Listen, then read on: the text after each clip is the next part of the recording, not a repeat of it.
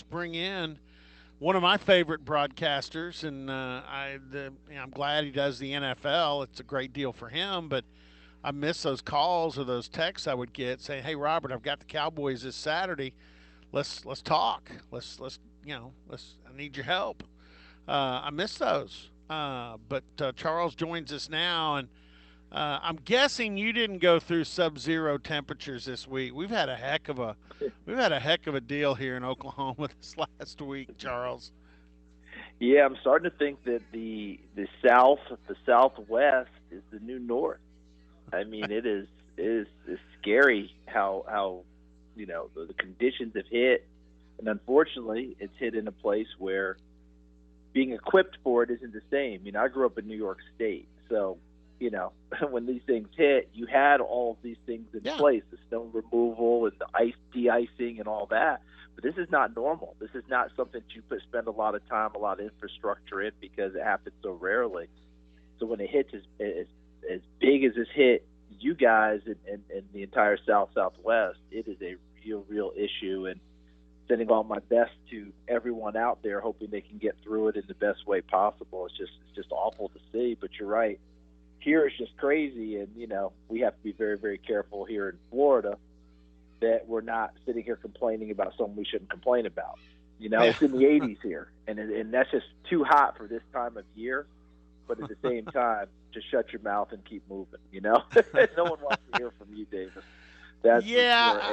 And I do miss calling you and getting your help on college games. And I still call you, and I'm going to call you about getting ready for the draft and what you know about different players. But I do miss those great conversations getting ready for an Oklahoma State game. That's for sure. Well, and we'll branch, and I'm kind of glad to get you on this time of year because we can have kind of just a general football hodgepodge conversation. And I want to start with something that I just noticed. ESPN's pushing. And in fact, my son's team is NCAA Division II. They're Yeah. starting a 5-game schedule, but Deion Sanders making his head coaching debut at Jackson State on Sunday. Um, your thoughts on Deion Sanders as a head football coach at the college level?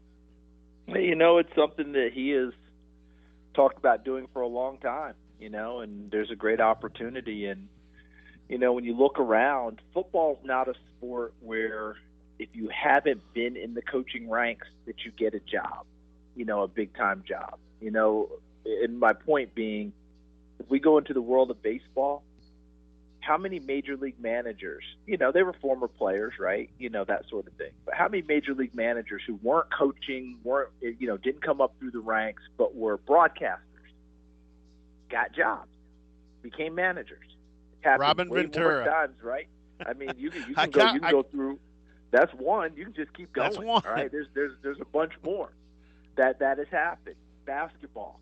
How many broadcasters who weren't in the coaching ranks, hadn't been in the coaching ranks, got jobs? Steve Kerr won championships. Quinn Buckner became the head coach of the Dallas Mavericks for a season. You can go through this multiple times in those ranks. Football, you really can't point to that. You can't say a guy who wasn't coaching comes out of the booth and they give him a head coaching job at a big-time school. Deion's close to it, but not totally. Deion's been coaching along the way. He's been coordinating, teams. I know he's been offensive coordinator at certain teams. I think he's been a head coach other places with certain high schools. He's been running his camps and things. So it's not totally out of line. A little bit of a surprise for people because he didn't come up, the traditional way. But Deion Sanders, one of the greatest players that's ever lived, a lot of knowledge to impart. If you're at Jackson State, I think it's a great move by them. I mean, think about look at the publicity they've gotten since the day they announced Deion Sanders as their head coach. That has to translate into better donations, has to translate into more interest in your team. It is obviously translated into recruiting. You see some of the kids have made the decision to go there, including his own kids transferring from other places. So we'll see how it pays off, how it translates going forward, how much he sticks to it if they don't have great success early. Because one thing that you run into when you go to a historically black college and university, infrastructure, resources, things that you may have gotten, what's the old expression? I've grown accustomed to my creature comforts that you're used to on certain levels may not be there. Are you able to get around that? Are you able to bring that to your program? Are you able to upgrade that way? You get the idea. So those are the things that you run into when you run into that level. But right off the top, I see no downside for Jackson State, and I'm wishing Dion nothing but the best and great success. Yeah, hodgepodge conversation. I can draw a real good connection because you brought up the lack of former players, broadcasters in football that have been afforded opportunities as a coach, and your institution has kind of had a merry-go-round going. Your college institution, you were a standout at University of Tennessee. Uh, Valjean Ivan, our team doctor at Oklahoma State, was there for a long time at Tennessee, and I visited that program to see him on a number of occasions, and got to be friends with Philip Fulmer, and got to be friends actually with Peyton Manning and some of the folks out there at Tennessee, and kind of have an affinity for that. And I know it's had to hurt your feelings how Tennessee has struggled. Was there ever a time that Charles Davis said, "Hey guys, you guys haven't been doing much good here. Why don't you let me step in here and see if I can't get this thing going?" And in the meantime, a guy that I'm pretty sure you covered, I don't know if as a player, but certainly when he was coaching for Bob Stoops at Oklahoma, Josh Heupel's now the head coach at your alma mater. Yeah, I never did that, Robert. I never, jumped up. Did I have private thoughts? I think we all do, because when you see your university struggle, at times you think to yourself, boy, I sure think I could help there. Would I be more help as an athletic director? Would I be, coaching is not something that truly crossed my mind, because I know what goes into it and how difficult that is. And the idea, as we've talked about before, in our business, that just doesn't happen. You don't come out of the booth and become a head coach in our business. So it never really struck my mind. Athletic director is something different, because I've been in athletic administration. I've worked in places and have credentials there, and have done things along the way that would qualify me for that type of discussion. But all in all, I love what I'm doing. And, my thing was, if my university thought of me, that'd be one thing. If they came to me, that'd be a great discussion. But since no one did, it wasn't me out there pushing myself. So, I'm very excited about the athletic director we hired, Danny White, because of the credentials there. I've known his father for a number of years, Kevin White, who's done an extraordinary job as an athletic director everywhere he's been. A man of great principle, character, integrity, vision. And, he came from Notre Dame to Duke, and I believe he's going to retire here in June. So that's going to leave a gaping hole there. And I know plenty of people have worked for him along the way, and they swear by him. And I feel great about him. And just look at the tree from him, okay? He's got one son who's an athletic director at Florida Atlantic University. He's got another son who's the head basketball coach at the University of Florida.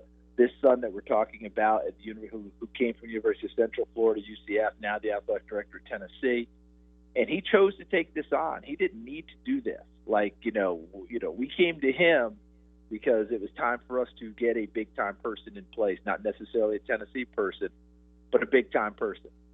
And he did it at Buffalo. He did it at UCF. And now I think he'll do it at Tennessee. But he had to make the decision, Robert, to roll his sleeves up and dive into something pretty deep when he had UCF cranking pretty high and headed in the right direction in all aspects, and so this is a big deal for us. That's why I keep telling people, to get him, he had to make the decision himself that he wanted to take on this challenge. So he chose us as much as we chose him. And I think that's a big deal for us. And I don't know if you remember this guy, but I'm gonna throw it because I'm sure you'll make it back at some point to Knoxville, and I know that you're proud of your alma mater. But Josh Heupel gets named the head coach as his former athletic director, Danny White at UCF, steps in and hires him. One of his assistants, in fact, came on just a couple of years ago.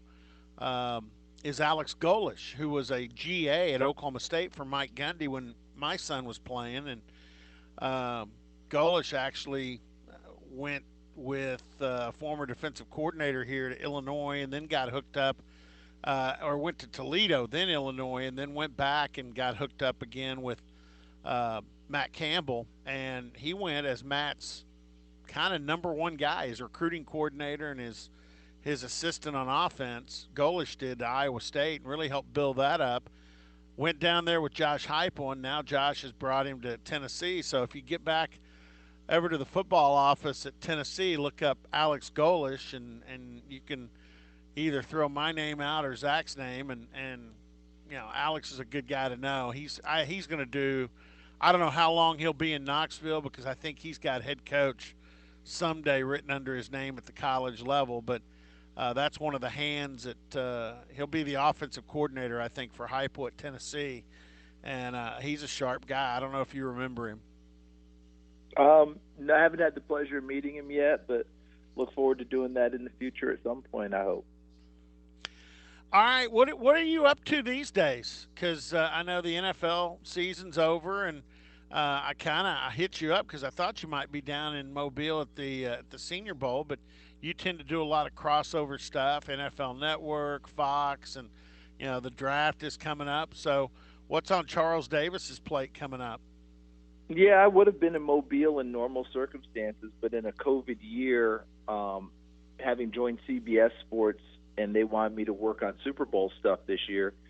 In a normal year, Robert, I would have been in Mobile and been there, and watched the practices and done all those things that have flown off to my assignment. But because of testing and contact tracing, we're all being very careful with each other.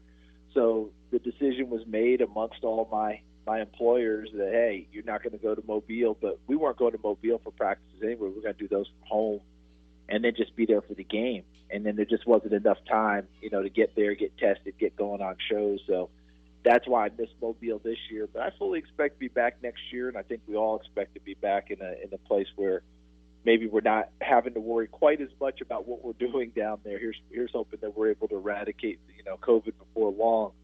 But, missed that. But now it's just, trying to play catch-up, trying to get started on learning these kids for the NFL draft. It's been a very disjointed year, as you well know, trying to stay with college football and catch up. So I've got a little extra work to do than normal. I have no doubt that I'll get it done. I always do. That's part of who I am, and I'm pretty proud of that part of it. I'm going to be ready to go when it's showtime. But that's kind of where we are right now, and it's just such a different year because there's no combine. So normally we're all traipsing to Indianapolis and all coming together as a group in a league, and that's not happening. So now it's going to be all about the pro days. I think the league has come out with some rules. The NFL's come out with some rules for their teams about what they're doing and how many people can go to each pro day. I know the places, Robert, where kids go to train, all those places in the offseason to get ready for a combine and get ready for the draft. I think those places will have their own kind of mini combines, but I don't think the NFL is going to allow teams to attend those in person. I think they'll be able to get the tapes, they'll be able to get the measurements, all those other things, but they're not going to allow the teams to be there and have a third-party type of a combine if they're not going to have one of their own.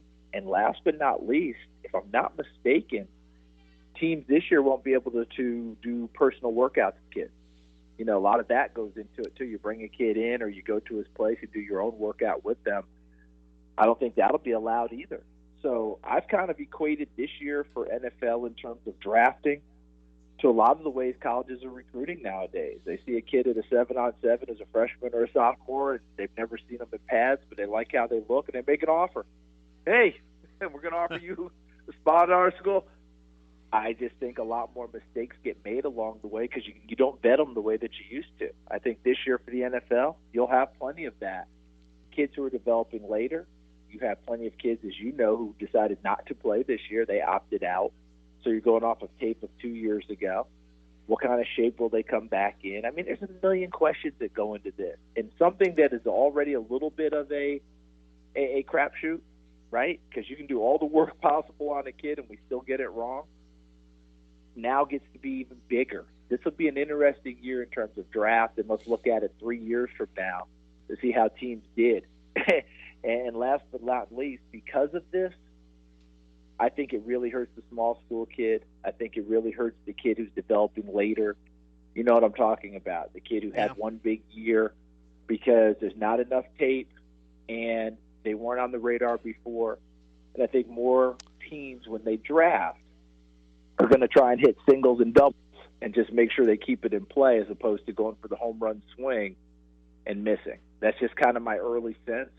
Let's see how the draft unfolds. Well, and full transparency, because to a degree, I mentioned Charles and I come from the same family. Ron Thulin, pretty instrumental in Charles, uh, backbone or foundation in the broadcast business. And Ron and I come from the Bob Berry family and preparation and full transparency. I completely forgot you moved over from Fox to CBS, so I apologize on that. That's But okay. but I wanted to ask you this, because you brought up the draft, and usually it's kind of funny. Every year, Dave Hunziker and I both will get phone calls. Sometimes I get them from a coach. Sometimes it's from a player personnel person. Occasionally, it's from the PR guy at a particular team asking, what's this guy like to interview? How's he treat? Because you may be around him in Mm-hmm. situations. How's he treat the people that, the equipment staff, the, broadcasters, maybe the guy that's the janitor in the locker room. What kind of kid is this, and how does he treat people? And I've had that happen every year since I've been involved in this. You're going And to get more calls this year. yeah, I think we are too. And here's the guy I'll bring up. Tylan Wallace, I have no doubts about. I mean, Tylan's going to Mm-hmm. be brilliant. Tevin Jenkins, the tackle that's been talked about as a first round pick. Some people have him as the first Big 12 player being taken. Tevin's an interesting guy because he's not he's not what you expect out of an offensive lineman from a mental personality standpoint, but he's got great feet. I've never seen that. He has ballerina feet on a 325-pound frame, which is kind of crazy. The guy I'm going to ask you about is Chuba Hubbard. The huge season as a redshirt sophomore, comes back this year, had the situation off the field with Coach Gundy, um, which I think a lot of people, even Chuba, would say that was a misread to a degree. I don't think Mike Gundy's a racist. I think he has his political or his political viewpoints. But the biggest thing was Mike had kind of not spent as much time around the players, and that's what Chuba and the guys did. They said, "Coach, we don't want less of you. We want more of you." And that got done. But as far as Chuba as an NFL draft prospect, he only played about half this year, had some injuries, opted out about mid-season. You kind of wonder, Charles, what's going to happen to Chuba Hubbard. Right now, if you just asked me to guess, I'd say he's a third-day selection for a guy that rushed Yeah. for over 2,000 yards at the Division I level. Yeah, it'd be interesting to see how it all breaks down because, Robert, for running backs, a lot of teams don't want to spend huge capital on running backs because we have too many stories of guys and too much evidence of guys who were late round picks, mid round picks, not the leading guy, all of that turning out having great success. Look, Chris Carson is a tremendous person to point to in Yeah, Seattle, where he's been and the I lead would have guy for bet the on last 3 years, and he's a seventh round pick. And So when Charles, you're you talking about remember, doing that, people are just saying, "Hey, listen, this is not where we spend ours." Okay, because when you go back and say, "Okay, what were the first round picks and how did that all pan out?" In some cases, it panned out well. In other places, you look at a Todd Gurley and the contract the Rams ended up with. I don't know that they would look back and say that was the greatest move they ever made, but at the time, it certainly seemed like they were tracking that way. But things happen so quickly. Ezekiel Elliott and the Cowboys contract certainly looked like the right thing to do at the time. Right now, they're probably wondering, is it the right thing to do? And then you look through the rest of the league, and you see an Austin Eckler, you see a Chris Carson. You just keep going along the lines, and you're saying you didn't have to spend huge capital to get great production. So that's what it comes down to for running backs, and that's where it gets really difficult for them. But even if they go on the third day, which is rounds 4 through 7, that doesn't mean that they won't be terrific pros, because we've seen it too many times.